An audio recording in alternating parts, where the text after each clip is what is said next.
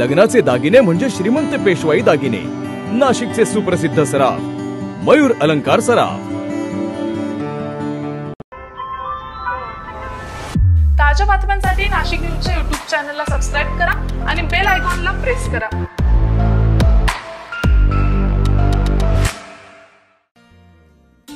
गेल्या आठवड्यात मार्गशीर्ष महिन्यातील गुरुवारचे अनेक महिलांकडून उद्यापन करण्यात आले आणि याच वेळी उत्तमनगर भागात एका महिलेला उपवास केल्यानंतर चक्क पाण्याच्या एका थेंबातून लक्ष्मीच्या पावलाचे दर्शन झाल्याचा दावा केला जातो आहे।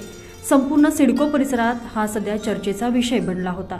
या पाण्याच्या थेंबातून उमटलेल्या पावलांचे दर्शन घेण्यासाठी उत्तमनगर येथील एका महिलेच्या घरी महिला भगिनींनी जणू गर्दीच केलेली होती। लक्ष्मीच्या समोर पाण्याच्या थेंबातून पावले उमटल्याचा दावा या महिलेकडून केला जातोय।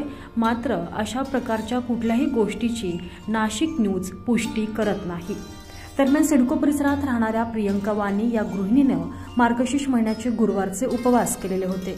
गेल्या वर्षानुवर्षापासून सदर महिला मार्गशीर्ष महिन्याचे उपवास करते आहे। यंदा मात्र या उपवासातून त्यांना ही चित्र समोर दिसून आलं। गुरुवारी मार्गशीर्ष महिन्याचा उपवास सोडण्यापूर्वी देवघरात देवाला नैवेद्य दाखवत असताना चक्क पाण्याच्या थेंबापासून लक्ष्मीचे पावलं उमटली आणि सदर महिलेनं लक्ष्मीचे पावलं उमटलं असल्याचं आजूबाजूच्या नागरिकांना सांगितलं।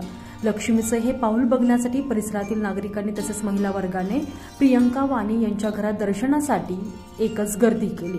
सदर पाण्याच्या थेंबापासून उमटलेली ही पावलं नेमकी कशामुळे उमटली याबाबत संपूर्ण परिसरात तर्कवितर्क लावले जात होते।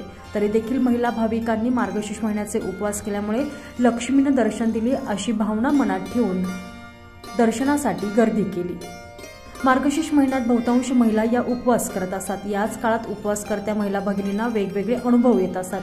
यावर्षी सिडको परिसरातील प्रियंका वाणी यांच्या देवघरात पाण्याच्या थेंबातून लक्ष्मीची पावलं उमटल्यानं महिला भाविकांनी या ठिकाणी गर्दी केलेली होती। तर याबाबत अंधश्रद्धा निर्मूलन समितीच्या पदाधिकाऱ्यांनी आव्हान स्वीकारलेलं आहे। तुषार ढेपले, नाशिक न्यूज, नाशिक।